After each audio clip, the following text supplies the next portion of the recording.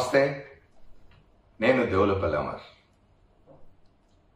ఎన్నికలు జరిగినప్పుడల్లా రాజకీయ పార్టీలు తమ ఎన్నికల ప్రణాళికల్ని విడుదల చేయడం అనేది పరిపాటి. ఎన్నికల ప్రణాళికలు అంటే రానున్న 5 ఏళ్ల కాలంలో తాము ప్రజలకు ఏం చేయదలుచుకున్నాం, ప్రజలకి ఏం అవసరం, ఆ అవసరాలు తీర్చడానికి తమ నిబద్ధత ఏమిటి, తాము ఏం చేస్తాం అనేది చెప్పుకోవడం ఎన్నికల ప్రణాళిక ఉద్దేశం. జాతీయ పార్టీలు ఎన్నికల ప్రణాళికను జాతీయ స్థాయిలో విడుదల చేస్తుంటాయి. అవే పార్టీలు రాష్ట్రాల్లో కూడా పోటీ చేస్తూ ఉన్నప్పుడు జాతీయ స్థాయిలో విడుదల చేసిన ప్రణాళికలే రాష్ట్రాల్లో కూడా వర్తిస్తాయి. రాష్ట్రాలకు ఏమైనా ప్రత్యేక సమస్యలు ఉంటే, ప్రత్యేకంగా ప్రజలకు ఆకాంక్షలు ఏమైనా ఉంటే, వాళ్ళ కోరికలు ఏమైనా ఉంటే, వాళ్ళ సమస్యలు ఏమైనా ఉంటే అనుబంధ ప్రణాళికలు రాష్ట్రాల్లో విడుదల చేసుకుంటారు. ఇవాళ మన దేశంలో 2 జాతీయ పార్టీలు ఉన్నాయి, ఒకటి కాంగ్రెస్ పార్టీ, ఒకటి భారతీయ జనతా పార్టీ. ఆ 2 పార్టీలు కూడా తాము జాతీయ స్థాయిలో, ప్రాంతీయ స్థాయిలో కూడా సొంతంగా పోటీ చేస్తున్నట్టయితే వాళ్ళ ప్రణాళిక జాతీయ స్థాయిలో విడుదల చేసుకోవచ్చు, ప్రాంతీయ ఆకాంక్షలకు అనుగుణంగా, అవసరాలకు అనుగుణంగా అనుబంధ ప్రణాళికను విడుదల చేసుకోవచ్చు. చిక్కల్లా కూటములుగా ఏర్పడినప్పుడే ఇవాళ మనకు ఆంధ్రప్రదేశ్లో ఒక గమ్మత్తైన పరిస్థితి కనిపిస్తుంది. ఆంధ్రప్రదేశ్లో భారతీయ జనతా పార్టీ, తెలుగుదేశం పార్టీ, జనసేన 3 పార్టీలు కలిసి కూటమిగా మేము పోటీ చేస్తున్నాం అని చెప్పినారు. ప్రచారంలో చాలా వరకు వాళ్ళు చెప్పేది ఏమిటంటే, ముఖ్యంగా పవన్ కళ్యాణ్ లాంటి వాళ్ళు ఊగిపోతూ మాట్లాడుతుంటారు కదా, వాళ్ళు ఏమంటారంటే మా ముగ్గురి ఒకే ఒక ఎజెండా జగన్మోహన్ రెడ్డిని అధికారంలో దించడం. ప్రజలకు మంచి చేస్తున్నాడు కదా, కానీ ఆయన దించేయాలి.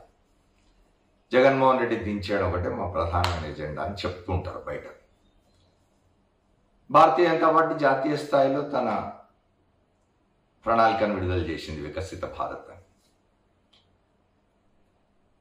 ఆంధ్రప్రదేశ్ రాష్ట్ర స్థాయిలో తెలుగుదేశం, జనసేన ఒక ప్రణాళికను విడుదల చేసినాయి. దాని మీద బీజేపీ ముద్ర కనిపించడం లేదు. బహుశా వాళ్ళు ఈ ప్రణాళికలో ఇచ్చిన అనేక అంశాలను రేపు ఎట్లాగూ అమలు చేయడం సాధ్యం కాదు కాబట్టి మనం ఎందుకు దాన్ని పూసుకోవడం అనుకున్నారని ఇదివరకే మాట్లాడుకున్నాం. మనం ఇక్కడ మాట్లాడొచ్చేది ఏమిటంటే,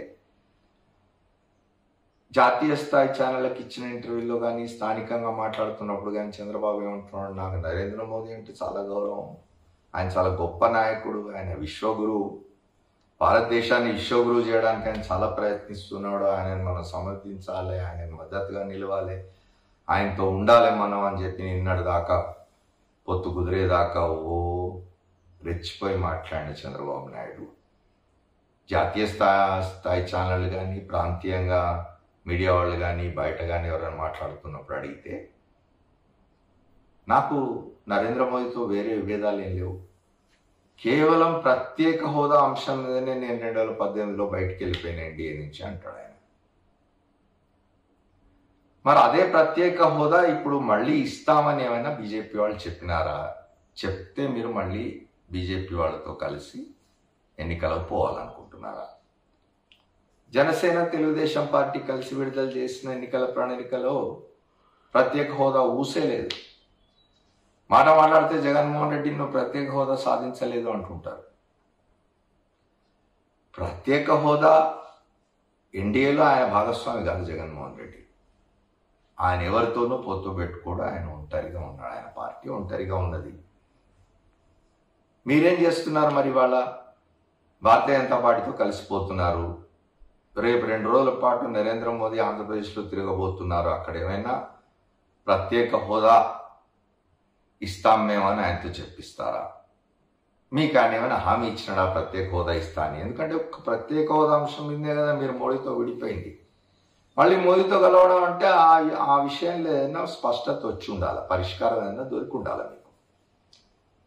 లేదా ఆంధ్రప్రదేశ్ ప్రజలు 5 ఏళ్ల కాలంలో 2019 నుంచి 24 వరకు జగన్మోహన్ రెడ్డి చేసిన అభివృద్ధి, సంక్షేమం కారణంగా ఆంధ్రప్రదేశ్కు ప్రత్యేక హోదా అవసరం తీరిపోయింది అని కూడా మీరు భావిస్తున్నారా? ఇవన్నీ స్పష్టత రావాలి కదా. రాజకీయ పార్టీలు బయట పోయి ప్రజల్లో మాట్లాడుతున్నప్పుడు ఇది చెప్పాలి. ఓ ప్రత్యేక హోదా విషయంలో కానీ, లేకపోతే ఒక వైజాగ్ స్టీల్ ప్లాంట్ ఉన్నది, వైజాగ్ స్టీల్ ప్లాంట్ ప్రైవేటీకరించాం అని కూడా మోదీతో చెప్పించాలా. ఎందుకంటే మీరు చెప్తున్నారు కదా వైజాగ్ స్టీల్ ప్లాంట్ ప్రైవేటీకరణకు మేము వ్యతిరేకం అని, ఆయనతో చెప్పించాలా. లేకపోతే మీరు కలిసి పోటీ చేసిన ప్రయోజనం ఏమిటి? మీరు ముగ్గురు కలిసి పోటీ చేస్తున్నప్పుడు రేపు ఆంధ్రప్రదేశ్లో మీ ముగ్గురు కలిసి ప్రజలకు ఏం చేయదలుచుకున్నారు? ప్రజలకు ప్రత్యేక హోదా అవసరం అని మీరే చెప్తున్నారు, జగన్మోహన్ రెడ్డి సాధించలేదని మీరే అంటున్నారు. మీరు తెస్తున్నారా ప్రత్యేక హోదా? నరేంద్ర మోదీతో మాట్లాడిస్తారా ఈ విషయం? అట్లాగే వైజాగ్ స్టీల్ ప్లాంట్ గురించి కూడా మాట్లాడుతున్నాం. వీటన్నిటిని మించి చంద్రబాబు నాయుడు కానీ ఆయన మిత్రులు కానీ ఆంధ్రప్రదేశ్ ప్రజల్ని లేదా ఈ దేశంలో ప్రజల్ని ఎట్లా మోసం చేస్తున్నారో చెప్పడానికి నిన్నటికి నిన్న జరిగిన ఒక ఉదంతం ఉదాహరణగా నిలుస్తుంది.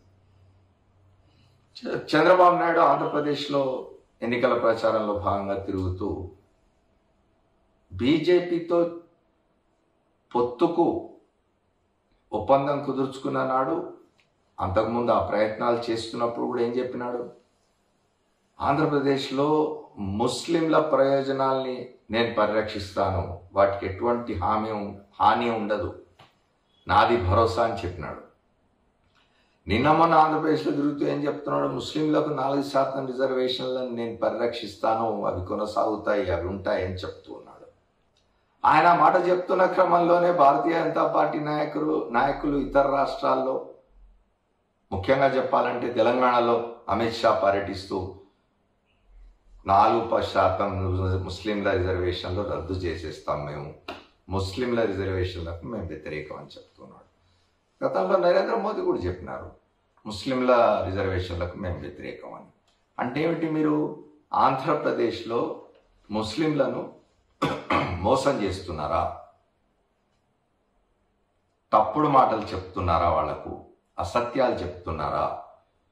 లేదా దేశమంతటా ముస్లింల రిజర్వేషన్లు రద్దు చేస్తారు, ఒక్క ఆంధ్రప్రదేశ్లో మాత్రమే అవి అమలవుతాయని చెప్పి రేపు నరేంద్ర మోదీ పర్యటనలో ఆయనతో చెప్పిస్తారా? ఇట్లాంటివి ముస్లిం ప్రజలు కానీ ఇతర ప్రజలు కానీ గమనించాలనుకుంటే పొరపాటు. నిజానికి మనం ఒకసారి జ్ఞాపకం చేసుకుంటే 2004లో వైఎస్ రాజశేఖర రెడ్డి గారు ముస్లింలకు 5% రిజర్వేషన్లు తీసుకురావాలని చెప్పి చట్టం చేసినారు. దాన్ని కోర్టులో సవాల్ చేసినారు. ఓవరాల్గా దేశం మొత్తంలో 50% మించకూడదు రిజర్వేషన్లు అన్న దానిలో భాగంగా దాన్ని 5%, 4% చేసి అది మతపరమైన రిజర్వేషన్గా చూడకుండా ఉండే విధంగా, ముస్లింలకు లాభం జరిగే విధంగా రిజర్వేషన్లు కొనసాగించేందుకు రాజశేఖర రెడ్డి గారు చేసిన ప్రయత్నం ఇవాళ చంద్రబాబు నాయుడు నేను కొనసాగిస్తా అని చెప్తాడు. ఆయన భాగస్వాములు, ప్రధాన భాగస్వామైన భారతీయ జనతా పార్టీ ఎట్టి పరిస్థితుల్లో మేము ముస్లింల రిజర్వేషన్లు రద్దు చేస్తామని చెప్తూ ఉన్నది. అర్థం చేసుకోవాలి సామాన్య ప్రజలు, ముఖ్యంగా ముస్లిం సోదరులు అర్థం చేసుకోవాల్సిన విషయం ఏంటంటే, చంద్రబాబు నాయుడు ఈ మాట మీద నిలబడలేడనేది స్పష్టమవుతున్నది అనే విషయం అర్థం చేసుకుంటే మంచిది. ఎందుకంటే ఆయన చెప్తున్నాడు, మోదీ కాదంటున్నారు. ఆయన హామీ ఇస్తున్నాడు, అక్కడ అమిత్ షా ఎట్టి పరిస్థితుల్లో కుదరదంటున్నాడు. అర్థం చేసుకోండి అందరూ. Thank you.